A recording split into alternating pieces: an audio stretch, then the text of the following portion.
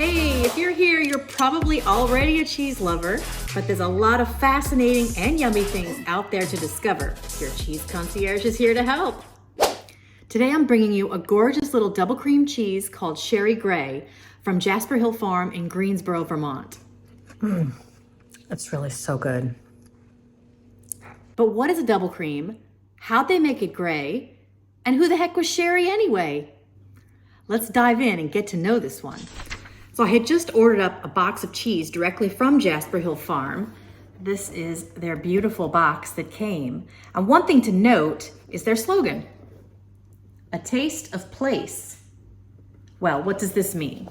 Jasper Hill is a dairy farm with an on-site creamery and aging caves. Basically, they can control everything from start to finish, from the animal's feed all the way through to the consumer here with the packaging. They practice regenerative agriculture, cultivate their own microbes from the environment where they are, and recycle their waste. They even partner with other Vermont businesses like the family that makes their packing material. It's actually wood shavings. How brilliant is this? So you can just reuse them or sprinkle them in your garden afterwards and nothing is wasted. Another way Jasper Hill honors their taste of place is to name their cheeses after local landmarks or members of the community. That gets us to the name Sherry Gray, a member of the Greensboro community who lived a simple life in a sod hut and actually was a mentor and inspiration for many. This cheese is what's called a double cream, which sounds luxurious, and it is.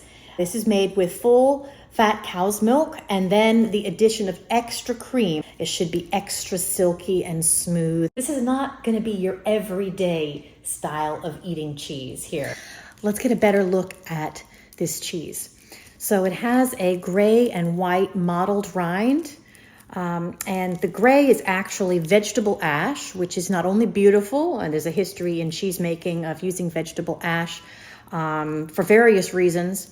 On this one, it is, I think, helping to pay homage to the name of this person, Sherry Gray, but it also helps set the pH level on the outside of the cheese and lets this particular mold grow on the outside. Don't be afraid of mold, it's okay. This white mold on the outside is going to taste like a button mushroom, and it's going to give a nice savory taste to the outside of the cheese. With a double cream cheese like this, you're going to want to have something crisp to pair with it.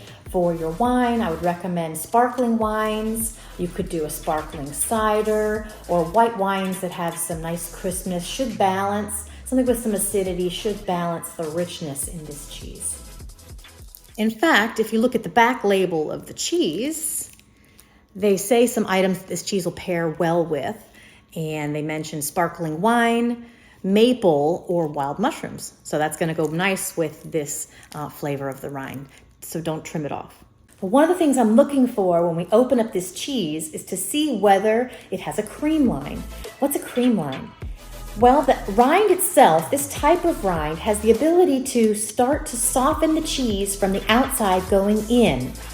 And under the right conditions, it will become more and more soft all the way from the edges going inside. It's quite lovely to have the contrast of a soft, almost liquidy, gooey edge, and then the inside, which will be more buttery and maybe fudgy.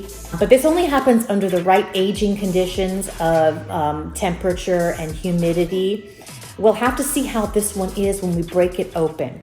With a cheese like this, we're expecting something soft, maybe a little sticky, and this is the ideal knife to use in that situation.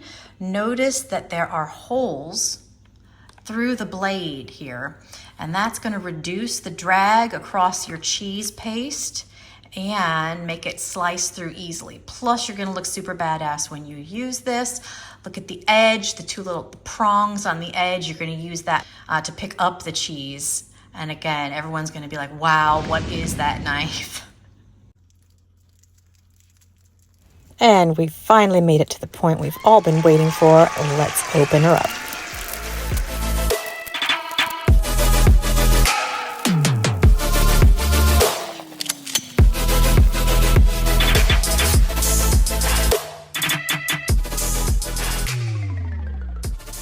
By the way, I definitely encourage you to stop and smell the cheese and touch the cheese and look at all the sides and just get to know it before you cut in and eat.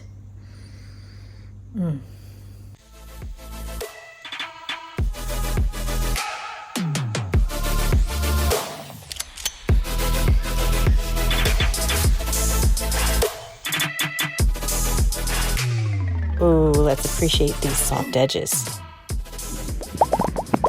When I read on the back of the cheese that maple would be a good pairing, I thought of this smoked maple syrup that I happen to have, also from Vermont. However, it is very strongly smoked, and so a little will go a long way. For our cracker, I picked a crackle bread made from ancient grains, primarily buckwheat, which I always think has a sweet, nutty flavor. It should add just a little extra intriguing taste.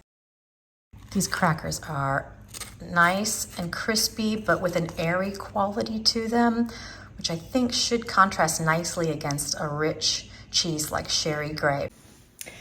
It's best to cut this radially, like spokes on a bicycle tire. That way you get a little bit of the middle and the edges in every bite. And now let's add the secret touch, the smoked maple syrup.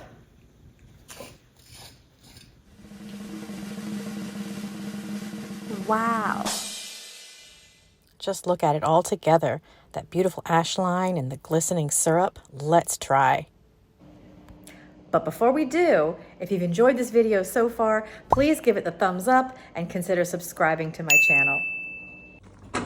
I mean, just look at this drawer full of cheese we can talk about. Okay, let's get back to it. So,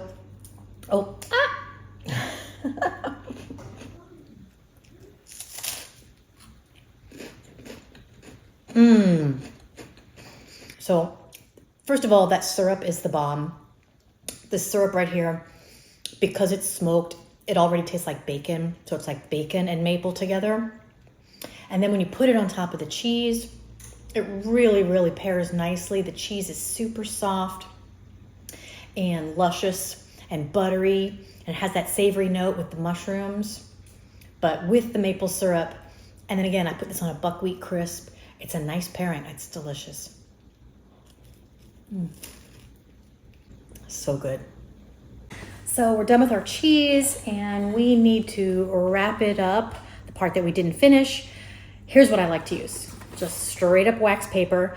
You can definitely look for special cheese papers that are lined.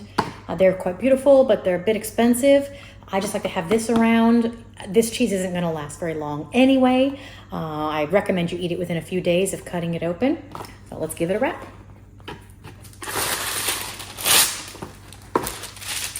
I'm gonna take the bigger piece, and this one's gonna be easy to wrap. I'm just gonna put the cut surface right onto the paper. Then take the sides, fold them in.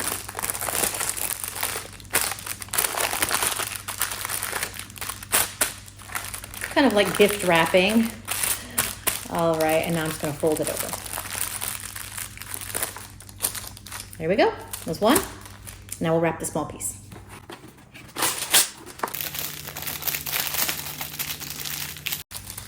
All right, there's our two little bundles of Sherry Gray from Jasper Hill Farm. They're ready to go in the fridge. I'm gonna put them in a Ziploc bag or a Tupperware box and eat them within the next couple of days. It's a super delicious cheese and I hope you look for it and enjoy some yourself. And remember, if you can't find it at your store, you can order directly from Jasper Hill Farm. They do a great job with shipping. I highly recommend it. And you can even sign up for one of their monthly clubs. Happy snacking.